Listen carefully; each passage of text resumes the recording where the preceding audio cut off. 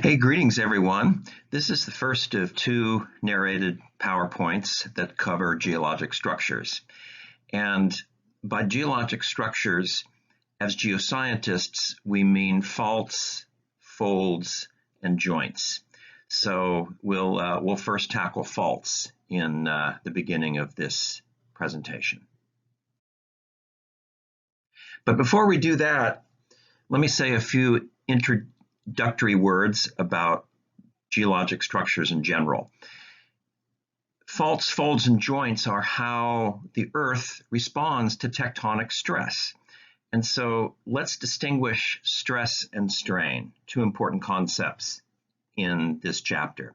Stress, as you know already, can be thought of as unequally applied force per unit area. You might remember back from the chapter on metamorphic rocks, we talked about how stress produces stress-induced alignment of minerals that we call foliation.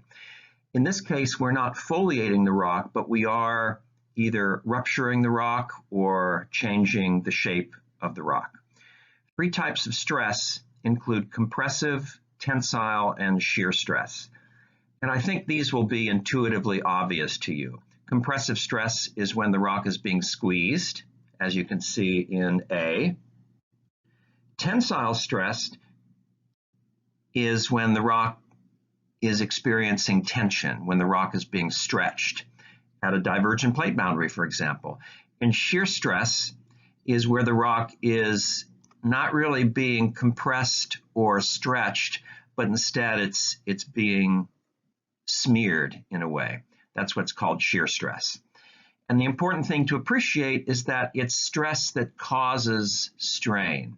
Another way of saying that is strain is how a material responds to stress.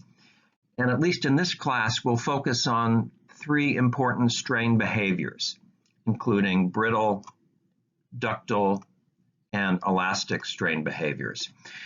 Brittle strain behavior is when the rocks break. That is, they rupture. Ductile, also called plastic strain behavior, is when the rocks undergo permanent bending or flow. And then finally, elastic strain behavior means that the rock mass changes shape only as long as the applied stress lasts. So in this example, a person is bending the board, they're applying temporary stress, and so the board changes shape, but it's not a permanent shape change. Instead, the shape change only lasts as long as the person is applying stress to the board.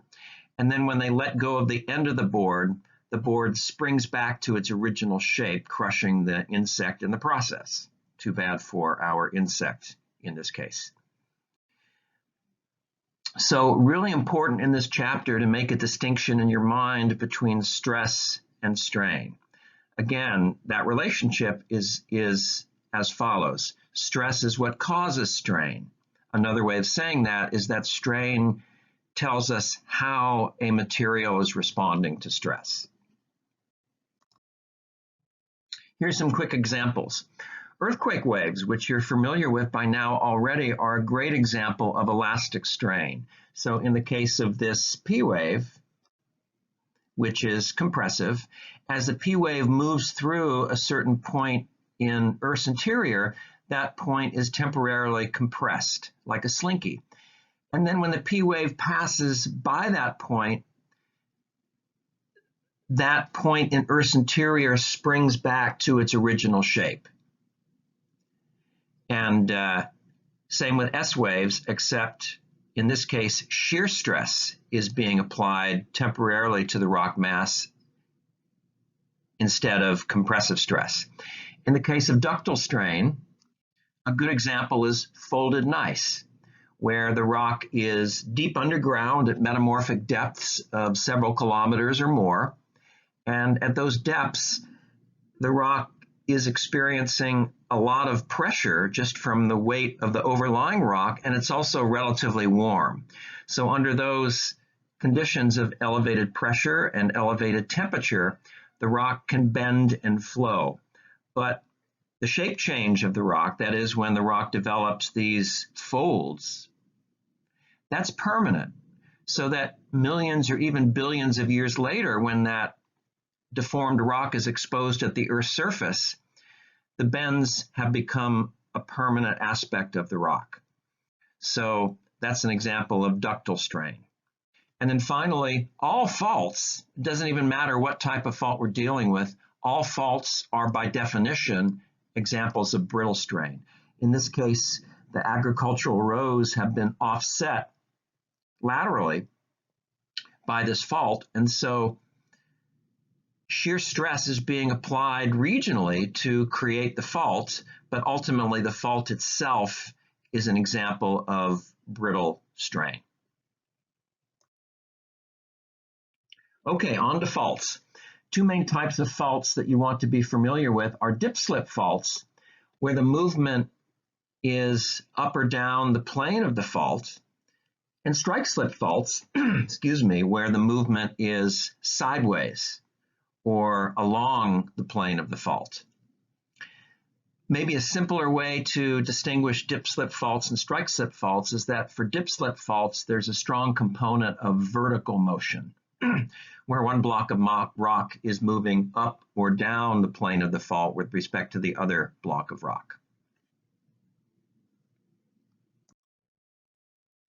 So we need to develop some quick terminology for distinguishing different types of dip-slip faults, and we do it as follows. If we imagine a miner excavating the rock right along the fault to maybe extract valuable ore minerals like gold and silver, then in the case of the miner, the tunnel itself is right along the fault, and that's the case with these miners as well. So in this case, the fault probably runs something like that right through the picture from one side of the picture diagonally down to the other side of the picture. And in this idealized drawing, look where the miner's feet are. On the bottom of the tunnel, that's the block of rock literally underneath the fault spatially. That's what we're going to call the footwall from now on. And then look where the miner's head is. If the miner stands up too quickly, she'll hit her head on the upper block.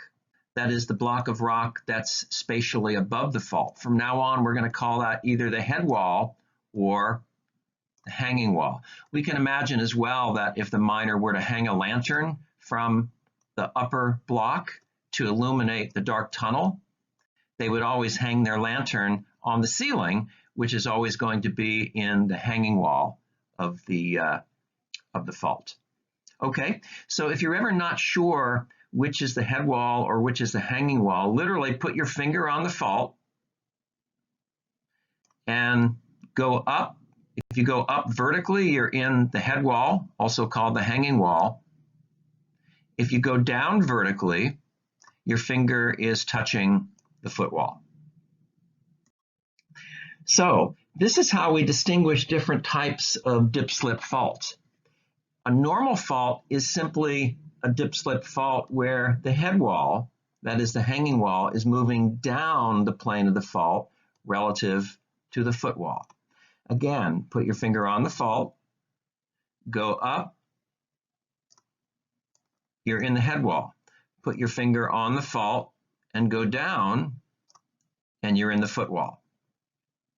So by definition, a normal fault is simply a dip-slip fault where the head wall moves down relative to the footwall. In a reverse fault, it's the opposite. The head wall, which is still above the fault, is moving up the plane of the fault with respect to the footwall, which again is spatially underneath the fault. So by definition, a reverse fault occurs when we have a dip-slip fault where the head wall moves up the plane of the fault relative to the footwall. Once again, if you're not sure which is the head wall or which is the footwall, literally just put your finger right on the fault. If you go up, you're in the head wall. If you go down, you're in the footwall. One other quick point I'll make, which is to say that based on laboratory experiments, where we break rock in the lab. I did this in graduate school. It's possible to show that regionally applied horizontal tensile stress is what will create normal faults. On the other hand, regionally applied compressive stress is what creates reverse faults. I want to be clear here that when I say regionally applied tectonic stress, I don't mean the stress right along the fault itself. Certainly, we could focus on the stress right along the fault. That's going to be shear stress, because for all faults, one side of the fault is sort of smearing past the other side of the fault. In this case, I'm focusing more regionally. I'm focusing on the regional tectonic stress that caused the fault to develop in the first place. And in the case of normal faults, that's always going to be regional tensile stress. In the case of reverse faults, that's always going to be regional compressive stress. That's a really useful thing to infer, because one of the things we love to do as geoscientists is to reconstruct ancient stress histories when it comes to ancient rocks. And it turns out that we can't measure stress directly as geoscientists. I mentioned in lecture that there's no such thing as a handy-dandy stress meter that we can just slap on the rock and it will automatically tell us the state of stress of the rock. We have to infer the state of stress of the rock mass based on its effects, namely based on the strain, the brittle strain in this case, which is the fault. So that is to say, whenever we see a normal fault in the field, we can be assured as geoscientists that when that normal fault formed, even if it was 1 billion years ago, even if it was hundreds of millions of years ago, we know that at the time that the normal fault formed, the Earth's crust at that location was being subjected to tensile tectonic stress in that region. Likewise, when we see reverse faults in the field, we know that when the reverse fault formed, that portion of the Earth's crust was being subjected to regional compressive tectonic stress.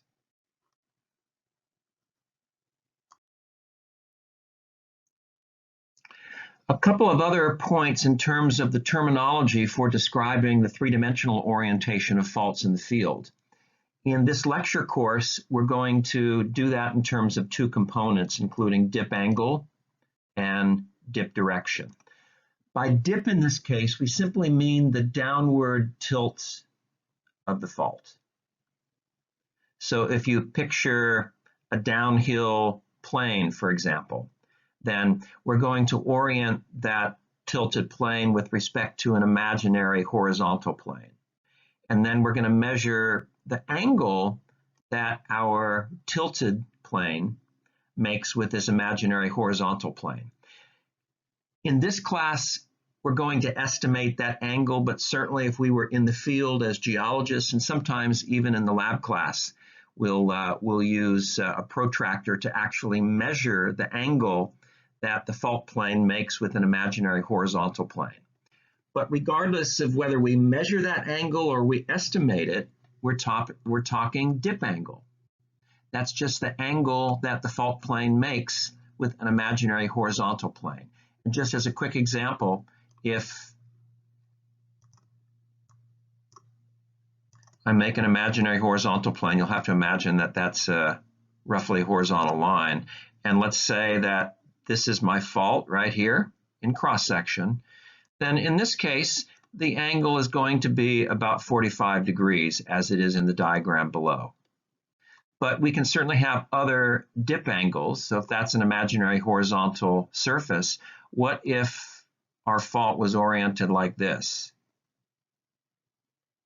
Let's call that a dip angle of 85 degrees. What if our fault relative to an imaginary horizontal plane was oriented like that? Well, let's call that, I don't know, let's estimate that to be about 25 degrees. What you want to keep in mind about fault dip angles is they range from 0 degrees if the fault is completely flat. If the fault itself is parallel to that imaginary horizontal plane, then the fault is going to have a dip angle of 0 degrees. In many cases, though, we can have a fault with a dip angle of 90 degrees. And that means, in this case, that the fault plane would be vertical rather than horizontal. And so one of the things that you really want to practice in this class is estimating fault dip angles. And you can use these different diagrams as a way to kind of calibrate your eyes. Right there is what a 90-degree dip angle looks like. Right there is what an 85-degree-ish dip angle looks like. Right there is what a 45-degree dip angle looks like. A thrust fault is simply a low angle or kind of flattish reverse fault. That's just a quick term that I wanted to expose you to. But on the exam, if I were to show you something like this, even if you called this type of fault a reverse fault, you would still be correct. Both of the faults shown in this diagram are reverse faults. It's just that in the special case of a relatively flat reverse fault with a dip angle of less than 30 degrees or so, geoscientists often refer to this type of reverse fault as a thrust fault. Okay, here's a quick example. So here we have a cross-section, and in this case we can see, because I've annotated the cross-section in yellow, the head wall, that is the upper block, has moved up the plane of the fault relative to the footwall, which is underneath the fault. And so by definition, we're dealing here with a reverse fault. And typically, as geoscientists, we would label different directions in our cross-section. So this direction is north in our cross-section, and this direction is south. Most of the time, we don't include the arrows, but I just wanted to include the arrows for you this first time so you understand that even when you don't see the arrows, that direction is north, that direction is south in this particular cross-section. Because this is a reverse fault, we know that it's ultimately the result of regionally applied horizontal compressive stress. And of course, right along the fault itself, we have shear stress. And we can estimate this dip angle, let's call it about 30 degrees or so. And clearly, again, because the head wall is moving up along this fault relative to the footwall, that's how we know that this is a reverse fault. Here's another example. So let's call this the left-hand block, just for reference, and let's call this the right-hand block of the fault. There's the fault between the two yellow arrows. And again, this direction is north.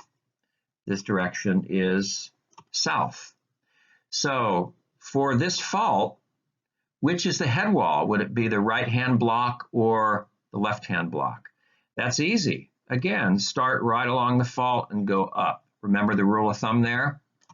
If you're moving up from the fault, you're moving into the head wall.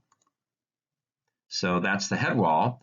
If we start along the fault and we move vertically downward, we're in the footwall. So once we've labeled the head wall and the footwall, once we know which is which, we can then ask ourselves, well, in this case, how has the head wall moved? Has the head wall moved up or down the plane of the fault relative to the footwall? And I think you can see pretty clearly in this case that the head wall has moved down relative to the footwall. So by definition, that means that we're dealing with a normal fault, because for a normal fault, the head wall always moves down relative to the footwall. And then what's the dip direction of this fault? A quick hint here, dip direction is never uphill or downhill. That's not a dip direction. Dip direction is always going to be referenced to a compass direction. And in this case, the dip direction is going to be toward the north. And you can also see in this case that if this is an imaginary horizontal plane, then we can estimate the angle that the fault itself makes with this imaginary horizontal plane. And in this case, I'm estimating that that angle is about 60 degrees. So in this example, this particular normal fault is dipping 60 degrees toward the north. Strike-slip faults are a little bit different. The best way to see a strike-slip fault is in map view, that is looking down from above. And in the case of strike-slip faults, we don't really distinguish the head wall from the footwall. We're only going to use head wall, footwall terminology for dip-slip faults. Once we get to strike-slip faults, that terminology goes out the window. We're going to disregard it. But the way to distinguish a left lateral strike-slip fault from a right lateral strike-slip fault is as follows. You have to place yourself in the diagram. So imagine that this is the top of a person's head. And if they stick their arms out to the side while they're facing the fault, looking across to the other side of the fault, and there's the person's hands. I know I'm a bad artist, but you get the idea. Then from this perspective, if we look down on the person, we know that this is their right hand and this is their left hand. Now, what I want you to notice is this other opposite side of the fault from the person. See from the arrow that we know that this opposite side of the fault is moving toward the person's left hand. That's what makes this a left lateral strike-slip fault. If we do the same thing on this diagram, there's the top of the person's head. They stick their arms out to the side. I won't add their hands in this case, but clearly that's their right arm or their right hand, and this would be their left arm and left hand. Again, when they face the fault, notice that the opposite side of the fault that I'm annotating with hatch marks right now, the opposite side of the fault from this person is moving toward the person's right hand. How do we know that? Well, we know it from the sense of slip along the fault. So again, I'll kind of erase everything so you can see it better. So if we're here, then this opposite side of the fault from this arrow, and also from the way that the block has been offset, it was originally here and it's moved this way, that arrow is pointing toward the person's right hand. That's how we know this is a right lateral strike-slip fault. Here's a very famous spot in Central California where the channel of Wallace Creek has literally been offset along the San Andreas Fault. So there's the creek channel, there's the fault, and can you tell from the sense of slip of this fault from the arrows and also from the offset of the creek channel, can you tell whether this is a right lateral or a left lateral strike-slip fault? Again, the key is to place yourself in the picture and ask yourself, when you're looking across to the opposite side of the fault from where you are, how is that opposite side of the fault moving with respect to you over here? Is it moving towards your right or is it moving towards your left? And you can probably see pretty clearly from the sense of slip of the San Andreas Fault at this location that it's a right lateral strike-slip fault. And let's clarify this. So imagine that you're here, you're staring across to the opposite side of the fault,